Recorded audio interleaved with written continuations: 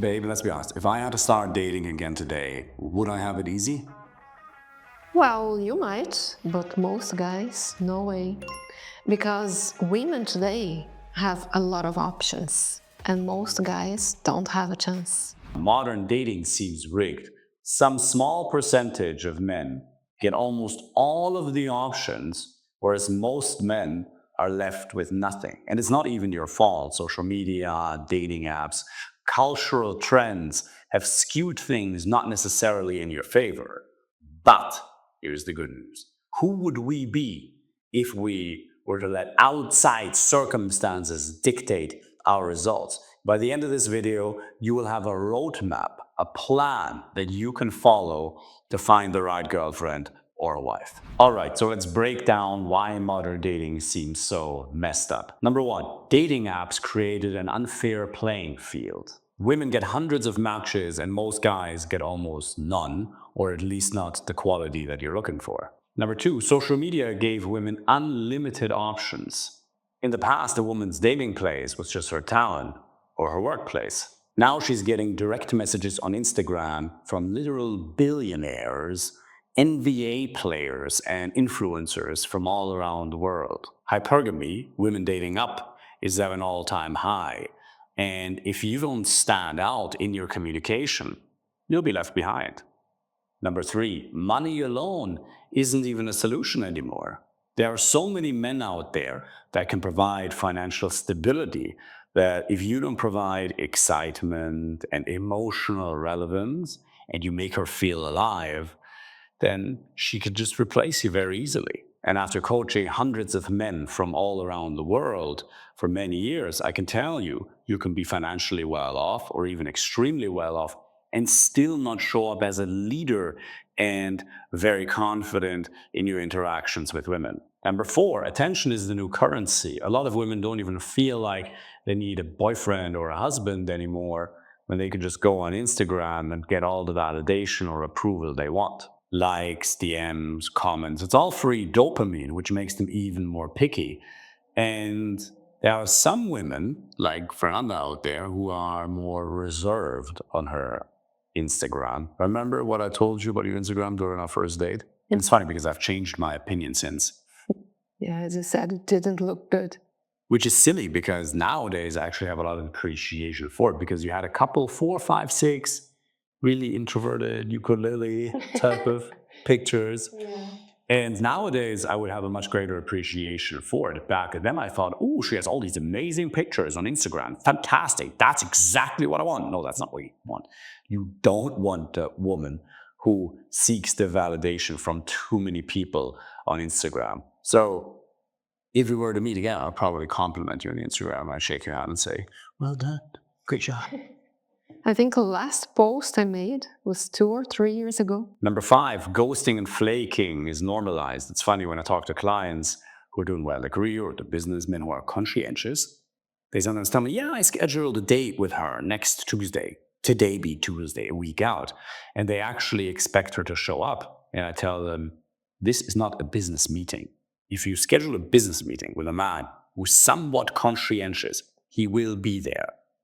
With women, if you schedule it more than 3 days out, flake rates really skyrocket. So here's a little gold nugget. If you want to increase the show up rates to your dates, schedule them sooner, maximum 3 days in advance. And if you have to schedule it a week out, have a phone call in between. But yeah, women ghost men like you without remorse because there's no consequences. Yeah, a lot of women don't even realize how much attention they get compared to men. For us, it's normal. Yeah. For example, when you were still single, if on a Tuesday or a Wednesday you would go home by yourself, that's by choice. That's not the reality for men. Most men get one date a month, one quality date a month, even less. And even the ones who get more, they don't really get the quality they want. And that's also why just being yourself isn't enough anymore. You have to understand the rules of the game, the systems behind it, if you want to win. So let's take a look. Most men fail at dating and they never find the right girlfriend or wife because they make these big mistakes. Number one, they act like a nice guy. And you like it when I'm kind and nice, I assume, right? I do. But what they don't like is a guy be fake. Have you been on a date before with a guy where he's trying too hard, he's trying to please you? Have you ever had that? And how would that have manifested itself? Yes, I had that date with a guy, and then first date, he came to say hi, and then he gave me like such long hug. Yeah. It was How so long? I don't know, like a minute or Like a literal 60 seconds? yes. And he was like hugging me. I was like, okay. Yeah, that's It next was level. weird. That's next level weird. Okay. But in general, we don't have to go to the extreme of giving her a hug for 60 seconds. You might say, I wouldn't do that. Yeah, easy for you to say that, but you have your own blind spots in your communication.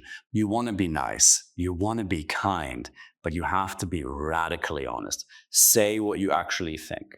Disagree when you feel like disagree. Be playfully challenging. I remember during our first date, what did you say about my teeth? Say it. You look like a vampire. That I look like a vampire. And what did I do? You showed I get them thicker. I was like, Exactly, that was the reaction. how dare you? And why did you have that reaction? Because the guys used to please me, not to give me the finger. So how did you feel in that moment where I did that? Because it wasn't planned, huh? Mixed? Yeah, mixed. Okay. Like I didn't like it, but was like cool because nobody did it before, you know? It was exciting. Yes. It was a bit pissed off, but kind of exciting. Yes. I Yeah. was like shocked, like I'm not telling you to give women the finger on dates. Don't. But she told me I have vampire teeth. Went right back to my childhood trauma and bullying. You can be nice and kind. But I was still super nice and kind during the day, right? I hope I was. oh yes. But then he laughed afterwards. Yeah, I laughed. It wasn't serious. It was just like, hey, it was playful. It was warm. Intention matters. It's not the thing, but the place it's coming from. Number two, you're texting too much or you're too available. These massive blocks of texts don't help you. I have a client, he's a managing director for one of the biggest banks in America.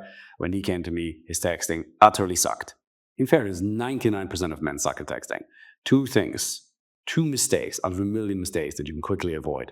Reduce the amount you're texting and don't respond so quickly. This is not about playing games, but roughly match her response time and be realistically available.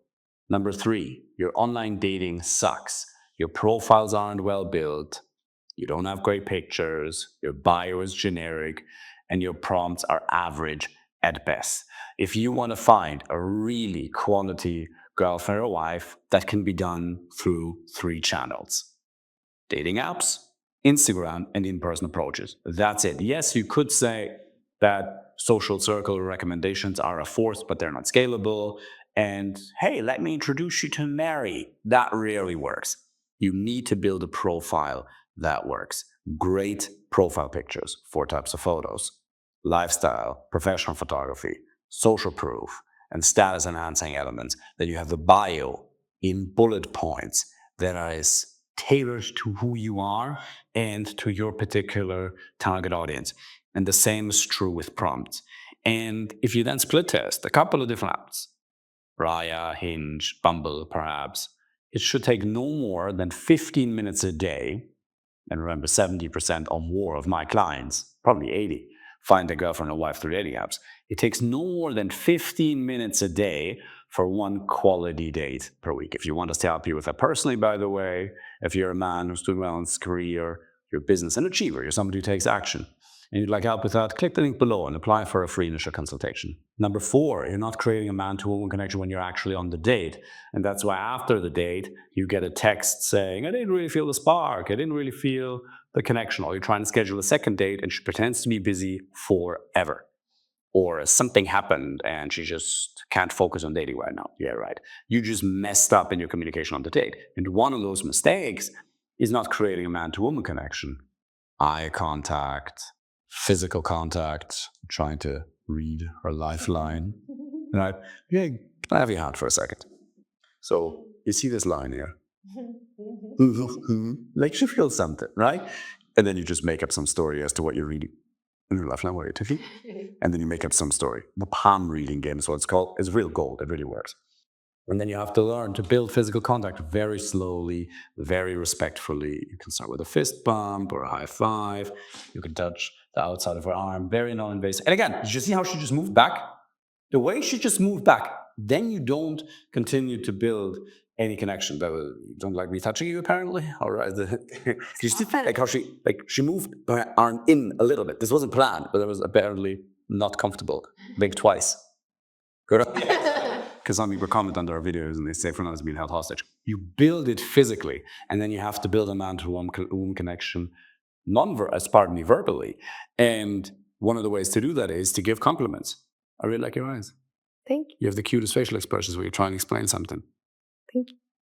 And then you can have a push-pull, teasing, cold play, cold reads.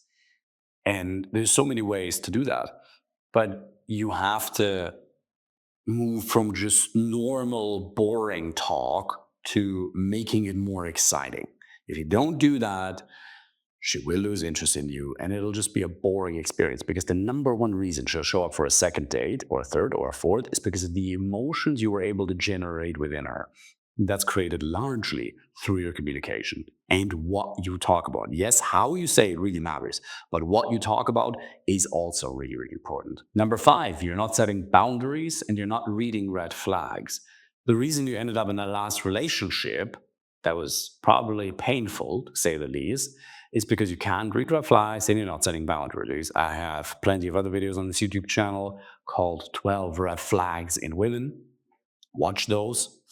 And then set boundaries and understand that by maintaining this standard, you will almost magically attract the right woman into your life. And now you might say, but I don't even have that many quality dates yet. So why should I discriminate?